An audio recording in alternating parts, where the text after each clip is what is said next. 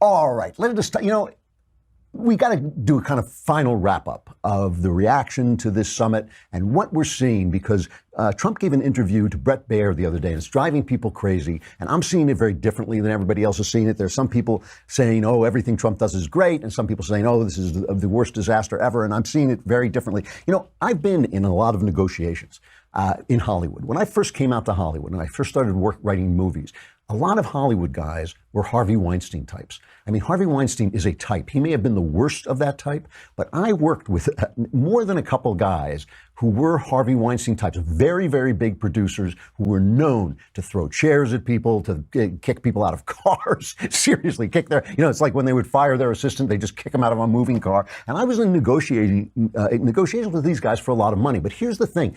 I didn't do the negotiating. My agent or my lawyer, and sometimes both, did the negotiating. Why? Because they could be nasty. They could, say all the stuff that I wasn't going to say. They could be nice. They could flatter the guy when I might not do that. They did it, and I didn't have anything. I didn't have to. I had so much at risk. It was my livelihood, my property that was being negotiated, that I might have gotten nervous. I might have given the game away and done something wrong. The negotiators, are very, very different kinds of people than the creators. Creators are kind of, thinking people. They're out there, working, and they're in their own heads. The negotiators are very active. While they're negotiating, and I saw this a million times, they are absolutely convinced that they are in the right. I have had people who are actually friends say to me, like, why do you have to go to your union? Why do you have to have a union? And I said, to protect me from you, because you're after my blood. I would never come after your blood. Just give me everything you've got and it'll be fine. They do not understand. They have complete self-certainty. They do not understand your position. They never see it from your point of view. And then no matter what they say to you in negotiations, and they can call you terrible things, threaten you, tell you you'll never work in Hollywood again. Once the contract is signed, you're their best friend. It's fine. It's all over. All that stuff didn't mean anything. Trump is the negotiator. Trump is a negotiator, and that is driving people crazy, because the negotiator is not thinking about what he's saying right now. He's not thinking about the fact that he's calling you names. He's not thinking about the fact that he just insulted your mother. He's just thinking about getting the property into his possession. He's thinking about getting to the end of the negotiation. And this is creating really a really different kind of presidency that is taking a lot of people a lot of time to adjust to, and I don't blame them. I'm not saying that everybody should just adjust to it, but let's just take a look at a couple of cuts of this Bret Baier thing, and you'll see what I'm talking about. I mean, when he talks about his negotiation with Kim, it's all about him. It's all about what is happening in this room. And that's not, it is narcissism, but it's the narcissism of negotiation. Let's take a look. Bret Baier asks him why the Kims have lied to us again and again. They played Obama. They played Clinton. They played Bush. Everybody, why is it going to be different with Trump? And listen to his answers. Cut one. So North Korea, they've agreed to things before. They've agreed to several things before. Yeah, but that's with a different president, and nobody's taken it this far. And presidents have never met with anybody from North Korea. It's been, delegated to other people. And even if they did meet, they wouldn't have been able to pull it off. But this is something that should have been done years ago. You've heard me say it many times. This should have been done 10 years, 15, 20 years ago. This shouldn't be done now where they have an arsenal of nuclear weapons. This should have never allowed to get to this point. With that being said, Chairman Kim wants to resolve the problem because he knew that we weren't playing around. I wasn't playing around. He's not playing around. It's all about this relationship, and he is thinking about that every minute. He's always thinking, when he's talking into the camera to Bret Baier, he's talking to Kim. That is the thing you got to understand. Everything is negotiation. When I was in negotiations, they would sometimes take me out and they wanted a piece of property from me. This is an old joke in Hollywood that, it's like you don't realize you're in hell until the contract is signed, because they treat you so well. Sometimes during the negotiation, they take you out to these beautiful restaurants. They wine you and dine you, and then you sign the contract. You never see them again.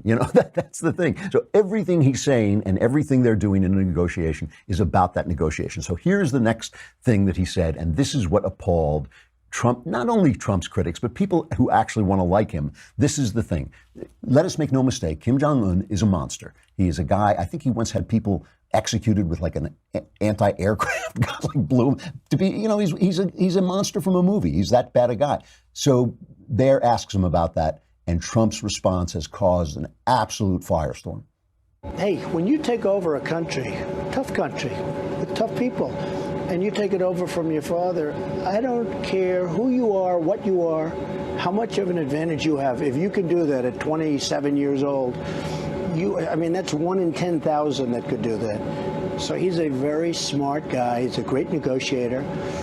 But I think we understand each other. But he's still done some really bad things.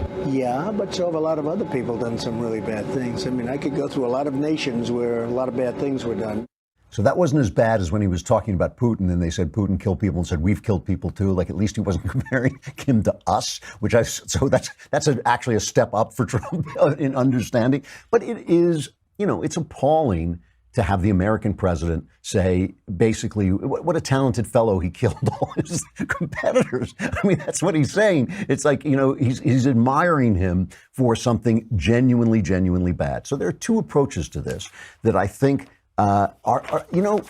we're also ready to jump down each other's throats nowadays. We're also ready to yell at each other and scream at each other, that we don't always listen to one another. And these two approaches can both be right at the same time. And I'll show them to you. I will not just tell you about them. I'll actually show you the two approaches at work. Last night on Special Report, Molly Hemingway is debating this with Eli Lake from Bloomberg. Okay. And Molly has been a fierce defender of Trump, but I think an honest defender of Trump. She will go to his flaws, she will talk about it, but she is ferocious. And sometimes, at first, when I would see her, I used to say, it's nice that like a young lady can stand up to all these guys. Now I fear for the guys' lives. I just think like pull it back, Molly, don't kill them. We need them tomorrow. But she is saying, she said, she did say, I wish Trump would talk more about the human rights abuses, but he's trying to accomplish something.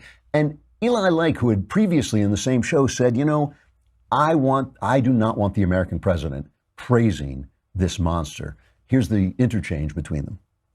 You have this thing with neoconservatism, militarism, fused with moral idealism that seeks to achieve everything but ends up accomplishing nothing, and doing so at a huge cost of blood and money. And so I think it's important that we understand we have our national interest here. We want to keep from getting into a nuclear war, and we will hopefully substantively deal with human rights abuses, which are serious and need to be dealt with. But that's not our first concern. Well, if I may respond, an old neocon militarist by the name of Ronald Reagan managed to negotiate arms control agreements and have a relationship with Soviet premiers and still keep a laser-like focus on the dissidents who were rotting in their gulags. And when the Soviet Union fell, that was something that many of those former dissidents, when they were free, remembered. They said it was something that gave them hope. I'm sorry, but I hold out that kind of expectation. I'm not expecting a negotiation where Kim Jong-un suddenly becomes a Jeffersonian Democrat. I understand that's not going to happen.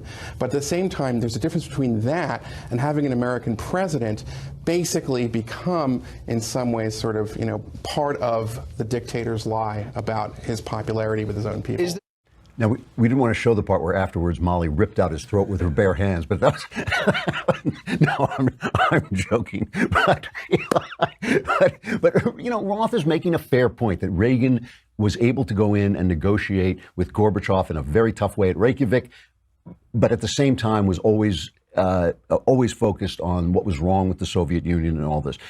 Big differences, first of all. I hate this thing of comparing Gorbachev to Kim. Gorbachev was a rational leader of a failing slave state, but he was a rational reformist in a failing slave state, and Reagan pushed him to the brink and got him to do what we needed done. Kim is Looney Tunes. Kim is Looney Tunes. Reagan also was not the negotiator. The negotiation was done by his guys, and then he went in and he did do some really good negotiating in the room, but it wasn't all based on him and their relationship. It was also based on the work that had been done. Everything for Trump is relationship, and everything is being done with this guy who is out of his mind. He's a monster. He's not Gorbachev, and he's much more like Mao. It's much more like Nixon with Mao. Much more of just a guy who will do anything. And the whole thing is Trump is negotiating. We have to understand every word he says as part of a negotiation, but the justification for negotiation is winning, as Trump himself would say. So we got to see if he won. We just don't know yet. And all these people telling you it's over, or it's over, even Trump telling you it's over and we've won, is wrong. We just don't know yet. We'll have to see what happens next.